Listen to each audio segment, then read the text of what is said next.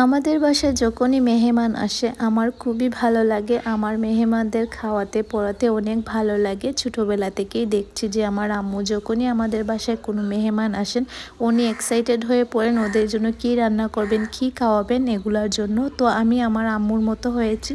Hello everyone, কেমন আছেন সবাই? আশা করছি আপনারা সবাই খুবই ভালো আছেন।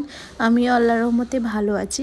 তো আজকে আমার আপুর শাশুড়ি আমাদের বাসায় আসবেন, কারণ আমাদের এখানে ওয়াজ মাহফিল সম্মেলন যেটাকে বলে, তো প্রতি বছরই আমাদের এখানে সম্মেলন হয়ে থাকে।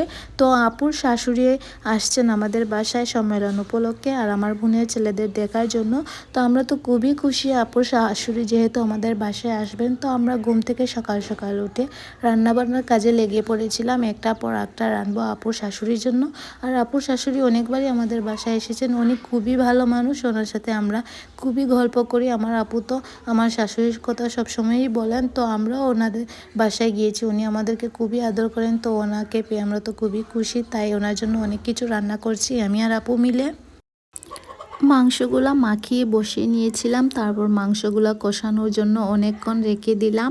তো আমরা মাটির চুলায় রান্না করিনি, আজকের রান্নাটা অনেক সুন্দর একটা চুলায় করছি। তো এটা আমাদের এখানে সাশ্রয়ী চুলা বলা হয়, এটা খুব আমাদের মানে এলাকায় বিক্রি করা হয়েছিল, তখন নিয়ে এনেছিলেন আমার আম্মু। তো এই চুলায় অনেক সুন্দর আগুন হয়, খুব সুন্দর করে রান্না বান্না করতে পারি ইজিলি। তো আপুর আমি যেহেতু রান্না করছি তো আমরা তো গল্প করব, হাসাহাসি করব, এগুলো তো আমাদের কাছে মানে কোনো ব্যাপারই না। তো যে কোনো রান্নাই হোক আমি আর আপু গল্প করতে করতে ইজিলি করে ফেলি। তো আমার মাংসটা কষানো হয়ে গেছে, দেখতেই পাচ্ছেন খুব সুন্দর করে কষানো হয়েছে। তারপর আপু একটু ঝোল দিয়ে দিয়েছিল। আর এই মুরগিটা খুবই কম মাংস হয়েছে, তো আমাদের ঘরের মুরগি অনেক ভালো, একদম ফ্রেশ। তো আপুর শাশুড়ি ব্রয়লার মুরগি খান না, তাই ওনার জন্য অনেক সুন্দর করে রান্না করা হয়েছিল। আমার আপুর রান্না তো মাশাল্লাহ অনেক ভালো হয়।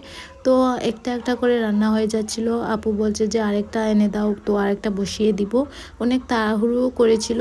আর আমি আর আপু যেহেতু আছি, আমার আম্মু মানে তেমন বেশি আমাদের সামনে ছিলেন না, তো উনি একটু তারপরে শুধু বারবার দেখছিলেন যে ঠিকঠাক আছে কি না। আমার আম্মু সবসময় আমরা যে কোনো কিছু করি না কেন, আমরা যদি বলি যে তুমি কিছু করতে হবে না, উনি তবুও আসেন আমাদের সামনে।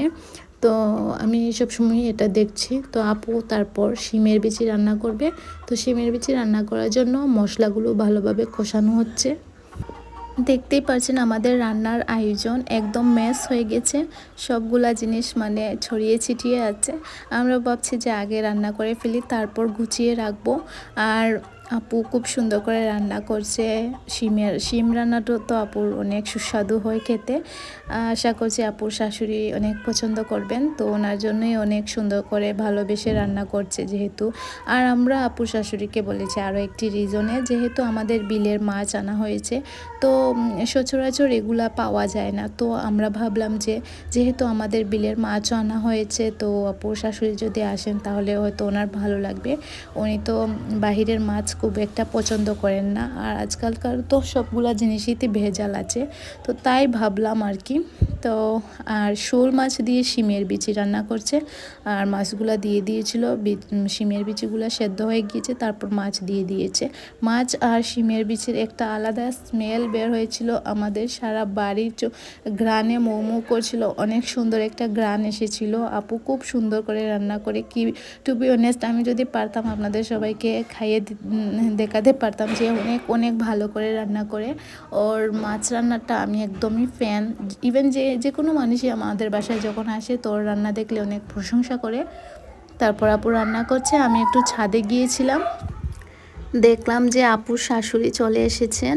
আর আমার আম্মুও অনেকগুলা গাছ কিনে এনেছিলেন, আমাদের বাড়িতেই নিয়ে এসেছে। তো আম্মু কিছু গাছ কিনেছেন, এগুলার মধ্যে ছিল ক্যাপসিকাম, নাগামরিচের গাছ আর বেগুনের গাছ। আর এই বেগুনটা খুবই ভালো, কারণ সারা বছরই এই বেগুনটা ধরে থাকে। আর দেখা যায় যে আমরা কখনো কখনো শুটকি রান্না পছন্দ করি, আর সিলেটিরা তো সবাই জানেন শুটকি খুবই পছন্দ করে।